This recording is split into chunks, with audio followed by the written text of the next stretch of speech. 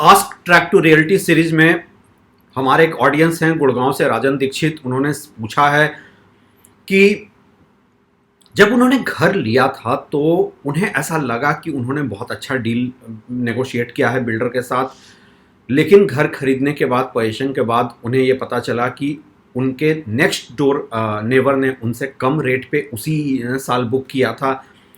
उनकी ये फीलिंग है कि प्रॉपर्टी वैल्यूएशन का कोई स्टैंडर्डाइजेशन प्रॉपर्टी वैल्यूएशन नहीं होने की वजह से वो चीटेड फील करते हैं।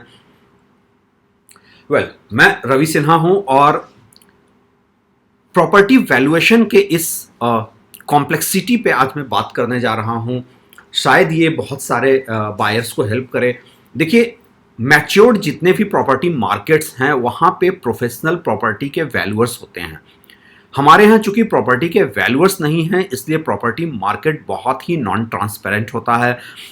ये आपके नेगोशिएशन स्किल्स पे डिपेंड करता है, ये ब्रोकर के सेलिंग स्किल्स पे डिपेंड करता है कि आप किस रेट में खरीदेंगे। और ये सिर्फ प्राइमरी मार्केट की कहानी नहीं है, सेकेंडरी मार्केट में भी अक्सर ऐसा देखने में आया है कि आपने घर अपना जिस रेट पे बेच दिया वो फेयर मार्केट प्राइस से काफ़ी कम था। तो एक्चुअली इंडियन हाउसिंग मार्केट के बारे में कहा जाता है कि यहाँ डेस्परेशन मार्केट को डिफाइन करता है। बायर ज़्यादा डेस्परेट है या सेलर ज़्यादा डेस्परेट है। फॉर एग्जांपल, अगर आप प्राइमरी मार्केट में भी ले रहे हैं और बिल्डर के पास होल्डिंग कैपेसिटी नहीं है तो डेस्परेशन बिल्डर की ज़्यादा है।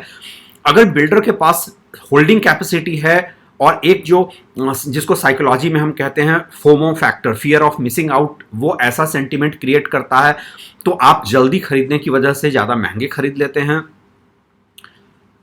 ट्रैक टू रियलिटी का ये मानना है कि टाइम आ गया है इंडिया जैसे मार्केट में, चूंकि इंडिया वर्ल्ड का एक लार्जेस्ट प्रॉपर्टी मार्केट में से एक है। इनफैक्ट चाइना के बाद हम दूसरे सबसे बड़े मार्केट हैं अगर साइज की बात करें तो। मेरा मानना है कि प्रॉपर्टी का प्रॉपर वैल्यूएशन होना चाहिए, लेकिन सवाल ये उठता है कि आज की तारीख में, आज हम जहां खड़े हैं, प्रॉपर्टी मार्केट के वैल्यू को क्या फैक्टर्स हैं जो प्रॉपर्टी मार्केट के वैल्यू को डिफाइन कर रहे हैं। पहला फैक्टर है स्टेज ऑफ कंस्ट्रक्शन।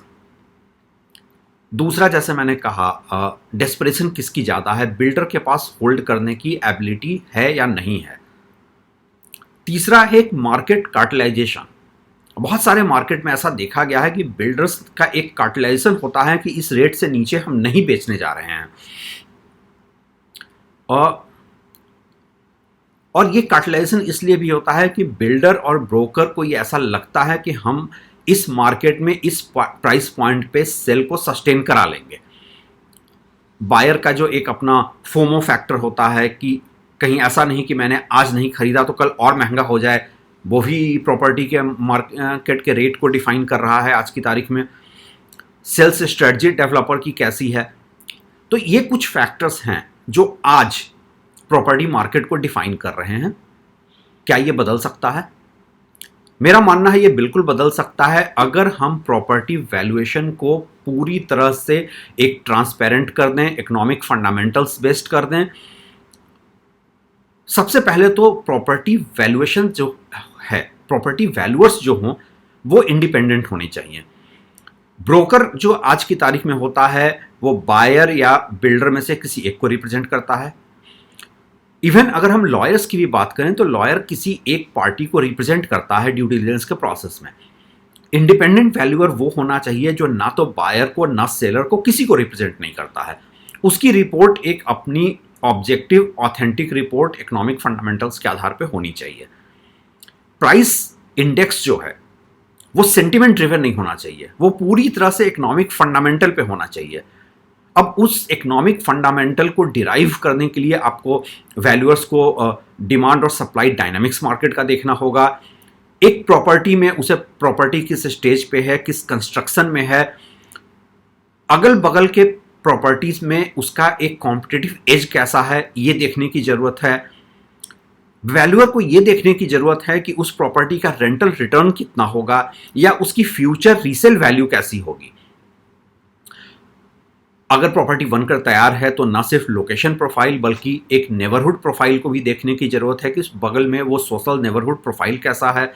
और प्रॉपर्टी मार्केट के एक जो बेसिक फंडामेंटल हैं कि उस गिवन प्रॉपर्टी के आसपास फिजिकल इंफ्रास्ट्रक्चर, सोशल इंफ्रास्ट्रक्चर और इकोनॉमिक इंफ्रास्ट्रक्चर कैसी है, जिस बिल्डर का वो प्रोजेक्ट है, बिल्डर की रेपुटेशन मार्केट में कैसी है, प्राइमरी मार्केट में उसकी रेपुटेशन कैसी है, सेकेंडरी मार्केट में उसकी रेपुटेशन कैसी है। उसके बाद वैल्यूअर को ये देखना होगा कि कंस्ट्रक्शन क्वालिटी कैसी है, जिस सोसाइटी में वो प्रोजेक्ट में वो अपार्टमेंट है वहाँ पर एमिनिटीज़ किस तरह के हैं, मेंटेनेंस कैसी हो रही है।